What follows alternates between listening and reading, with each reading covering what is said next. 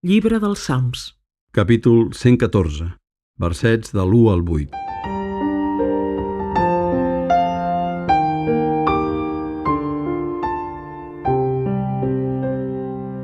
Quan els fills d'Israel sortiren d'Egipte, la casa de Jacob d'entre un poble estrany, Judà esdevingué el seu santuari, la terra d'Israel, la seva propietat.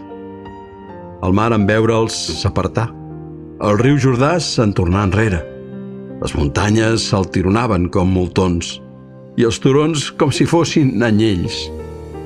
Què tenies, oh mar, que fugies? I tu, Jordà, que et feies enrere? Vosaltres, muntanyes, per què saltàveu com moltons i vosaltres, turons, com si fóssiu anyells? Tremola, oh terra, davant del Senyor, a la presència del Déu de Jacob. Ell converteix el rocam en llacuna i el penyal en dolls d'aigua viva.